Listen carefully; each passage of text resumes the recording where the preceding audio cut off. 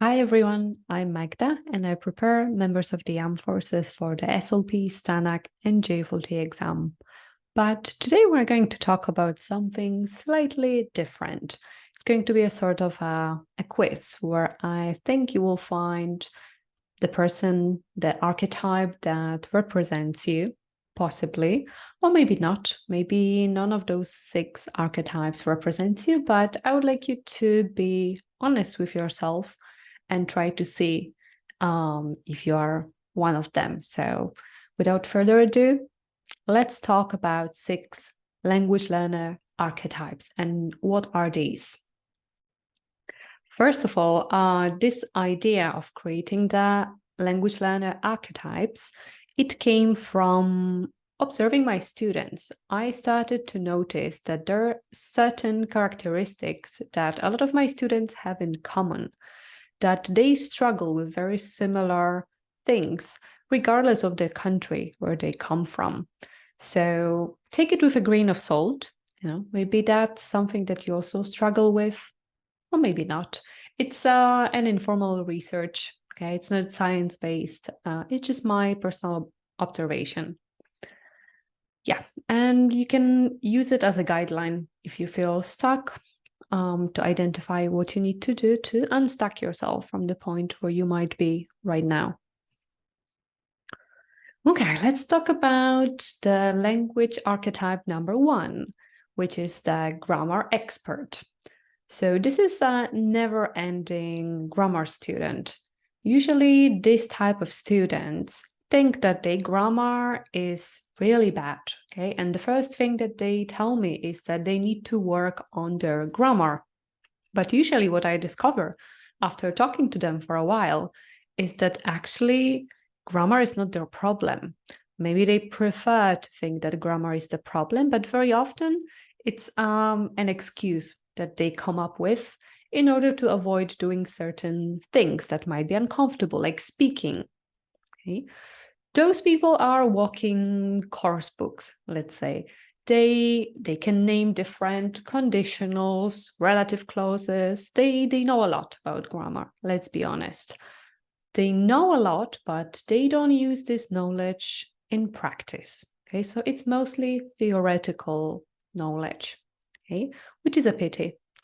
And honestly, a lot of people who are those grammar experts, it comes from the way English was taught at schools not a few years ago, but like maybe 20 years ago. Yeah. The method that was used back then is called grammar translation method. And as you can guess, the main things in this method were studying grammar and translating sentences.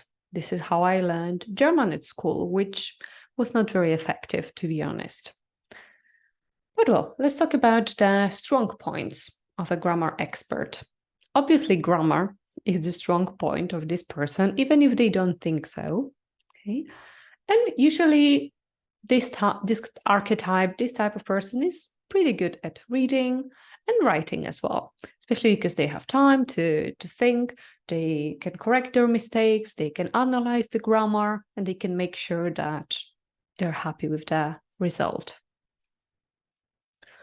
But it also comes with some challenges. For example, the fact that this type of person thinks that a language, like learning a language, means learning a grammar of the language, which is not true. And very often they postpone speaking opportunities because they think that they still need to learn all the English tenses, all of them, okay? No exceptions, okay? If not, they don't have the permission slip to start speaking. No, that's not true, obviously. And very often they tend to speak with this kind of school English, okay? And sometimes, well, quite often, the struggle for those people is listening and speaking, including pronunciation. Maybe they have never been taught pronunciation in their life, okay? It's something completely new for them. They never paid a lot of attention to pronunciation. And as we know, Speaking and listening and pronunciation, they are very closely connected. Okay, let's talk about what these people need. I think that they need a safe space, a place where they can break their speaking barrier, because yes, they do have a speaking barrier, and a place where they can use all this theoretical knowledge in practice. Okay. I think a good idea for them is a small group. This is where they might feel comfortable. Okay, not a big one, but like a small group. Also, working one-to-one with a teacher might be a good idea at an initial stage, and then moving to a group. And it doesn't matter if the group is with native or non-native speaker. That's not the idea here. The idea here is to start to see that everything that you have learned in theory works in practice, and also to stop over-analyzing grammar so much before you say a word. Okay, so I think that these are the biggest challenges, and this is what grammar experts need. Okay, so this is type number 1. Let's move on to type number 2. I wonder if any of you have identified yourself already with the grammar expert. Okay, if not, maybe you will identify yourself with a compulsive consumer. So I call also this type of person a Netflix or a podcast binger. So this person is trying to create an immersive environment for themselves, okay? Which in theory, it's a fantastic idea, trying to immerse yourself into English. Cool, nothing wrong with that. They're those kind of people that are always listening to something, okay? You always see them, the headphones, AirPods, listening to podcasts, the news, music, when they are exercising, cooking, going to the gym, all the time. So they like to surround themselves with English. Okay. They also consume a lot of YouTube videos, Netflix, or other streaming platforms. Basically, they consume a lot of English. That's why we call them compulsive consumers. Okay. Their strong points. They're pretty good at listening. They understand different accents pretty well. Well, because they watched both Peaky Blinders and Breaking Bad. They were exposed to a variety of different accents, so they trained their ear into understanding even not standard accents. Okay. Usually they're also pretty good at reading, as they tend to read the news, surround themselves with English. They find it pretty easy. Okay, so this is the short description of the compulsive consumer. Let's talk about the challenges that this person might face. Well, very often they confuse consuming with learning, or practice this kind of lazy studying. Okay? They understand more than they are actually able to speak about. That's also an issue.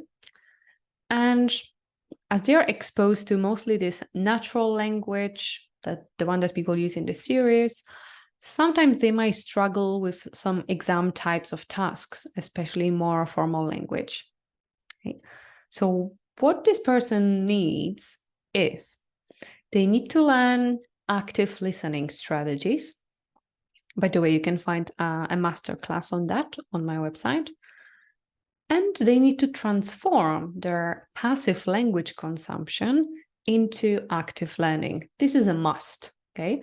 There are certain tricks that you can implement in order to still follow your consumption habit, but to change them, to modify them, and to make them more effective and to make them more active, okay? Not just a passive consumption.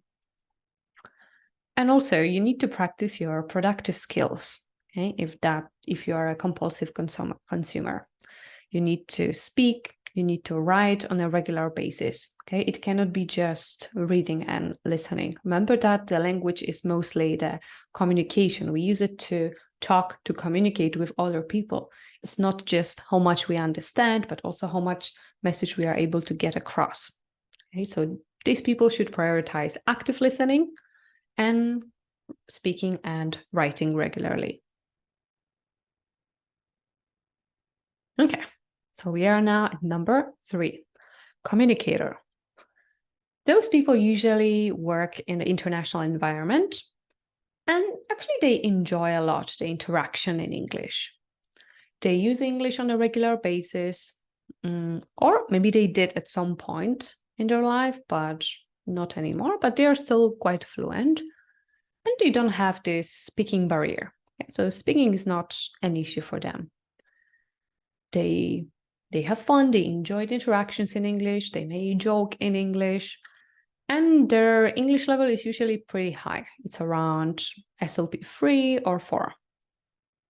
Strong points. They use very natural language. Okay, they mostly picked it up at work. Okay, so they learned it from their colleagues from other countries. And usually they are very good at speaking, listening, and reading. So 3 out of 4 skills. But there's always a but. They have also their particular challenges. So usually, from my observation, they struggle with writing. It could be either the issue of the word limit, because they might be writing too long texts. It could be the formality level. Maybe they are trained or used to writing in a certain way, the style, the format that was acceptable in the workplace, and then they discover that on the exam they have to completely change the way they are writing, for example, emails. Okay. So yes, they sometimes struggle to adapt to the exam format. Okay, so writing and the exam format seem to be the issue for them. And what they need? Well, they need to learn how to be an effective and strategic exam writer. Okay, that's their number one issue, and they need to practice writing as much as they can and receive feedback, obviously, because without feedback, they don't know what to improve. And they need to start by getting familiar with the POWER strategy. So if you don't know what is the POWER strategy, it stands for planning, organizing, writing, editing, and rewriting or reflecting. Okay, so this is a good starting point for communicators if they want to start working on the writing. So they need feedback on the writing, a must. Okay, so we have already talked about 3 out of 6. I wonder if you have already identified yourself with one of those types. Okay, if not, there's still 3 more.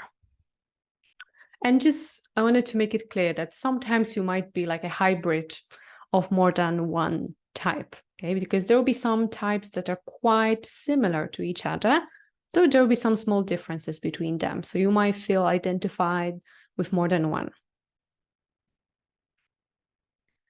Google Translator. Number 4. Again, don't take those names personally. They're not supposed to offend anyone. Take it with a grain of salt, please. So the description. Google translators, they do a free job, because they're being translators, but they are not being paid for being translators, okay? And they translate everything in their head from their native language into English. They use a lot of energy and waste a lot of time doing it. And still the result is not that great. Okay?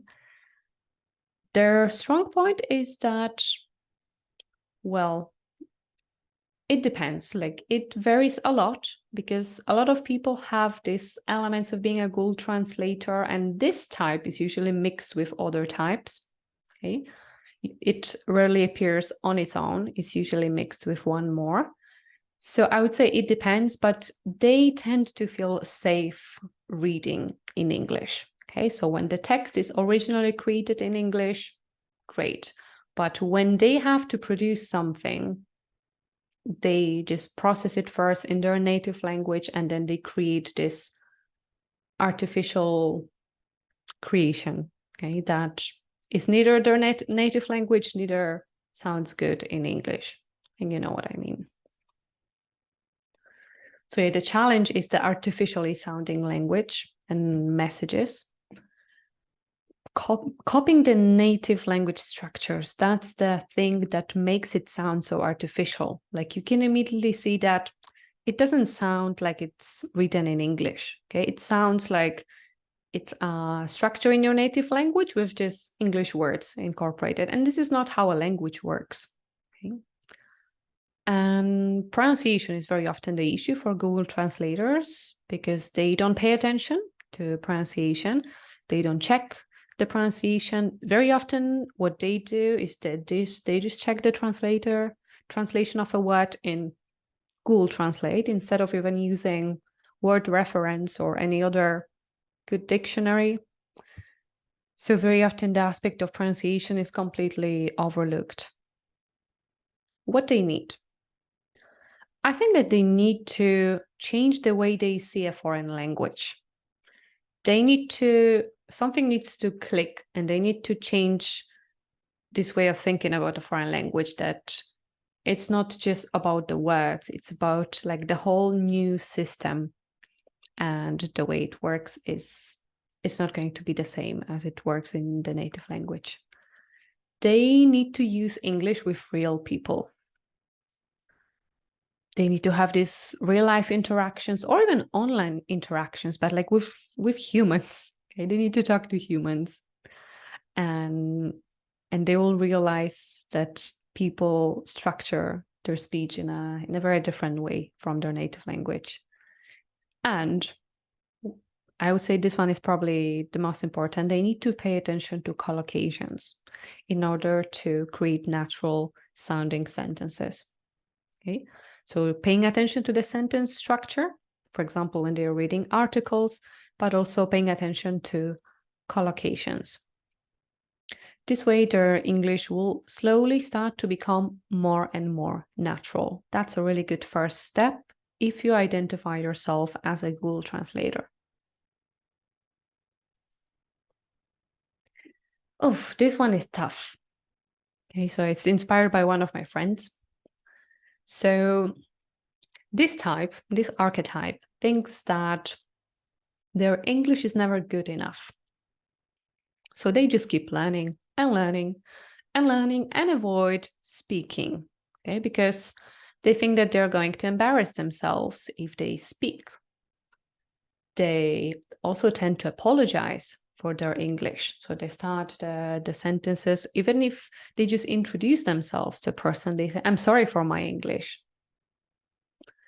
They judge other people and their English, and they think that other people judge them, which is this vicious circle of judgment. I judge you, so I think that you judge me, so I prefer not to speak. Their strong point is grammar, reading, writing, and usually even listening. And usually if you ask them, they wouldn't tell you that, because they have very high expectations and they're very demanding when it comes to their language skills. They're never good enough. Their challenge is obviously speaking. They understand a lot, but they don't want to speak because that means that they need to expose themselves to criticism. What they need to do? They need to finally break this vicious circle of judgment and start speaking in a safe space. Those people, they would benefit if they start in a safe environment, for example, one-to-one classes with a teacher, and they will gradually start to build their confidence. And then it's very important that they become a part of a group. This cannot be skipped. They cannot stay with a teacher because this will convert them into being in a comfort zone, and they need to constantly try to leave their comfort zone. So first, building a bit of confidence with a teacher, and then they need to join a group. It's important because they need to start observing that people really understand what they say, and other people's level might be better than theirs, worse than theirs, but it's still okay. They can still learn a lot from each other, and they need to unlearn this habit of judging other people. Okay, and the last one. Occasional learner. Yeah, I see those quite a lot. And they only learn English when the exam date is coming. It's not a part of their daily routine or their identity. And this results in using their language sporadically, maybe once a year when they go on holidays. And their level is gradually decreasing because if you don't use it, you lose it. As simple as that. Okay? It happens with other languages too, and we don't use them, and other skills. Okay, strong points of this person. You're good at simple but effective communication with other English speakers.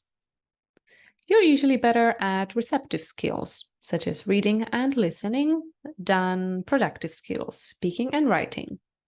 Yeah, because maybe even if you're an occasional learner, occasionally you consume something in English, maybe on social media, or you come across like some news in English or a YouTube video. So occasionally you have some contact in English, but it's not very regular. Challenges. So those people usually lack motivation. They don't see much progress because of their inconsistency. So it's like a vicious circle because they feel unmotivated because they don't see progress, but they don't see progress because they're inconsistent, and it keeps going like this for years sometimes. They challenge to keep their English active all year round. Okay, there are just like some ups and downs with English. Very often they find it difficult to find time in their schedule to study English, which is understandable. We're all busy now. Some of you have children and really tight schedules, or some of you have a lot on your plate right now, like with work. Understandable. But still, what you need? I think those people need a teacher who will support them in the process, because very often they cannot do it on their own. And they need somebody who supports them and who is also a motivator and a cheerleader and a pusher, somebody who pushes them forward. They need to get homeworks. They need to have this accountability with another person, because if not, it just simply doesn't work. They need a long-term study plan. Okay, they need to be told what is the plan, a bit more long-term. They need to know in which direction they're going, because otherwise they get demotivated. I think they need to become a member of a course or one-to-one classes. They need some kind of having English already in their schedule, right? Like some time blocking for English, for example, Wednesday at this hour, right? Like some time is already blocked. So they know that whatever happens in their life, in their schedule, like this time is blocked for English, either for classes or some exercises. They need to do the time blocking in their schedule.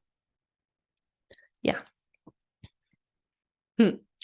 So these are the 6 language learner archetypes that I have observed in my 13-year career as a teacher. And I wonder what you think about that. If you identified yourself with any of those archetypes, or if you didn't, it would be great if you could write in the comments what are some things that you are struggling with. Maybe you can try to name the archetype that you identify yourself with, which I haven't mentioned. It would be great for me to read such comments. And I encourage you to stay on my channel, to subscribe. And if you have any special requests for the videos that you would like me to make, please also write them in the comments below. I wish you a beautiful day, and I will see you again in the next video. Bye.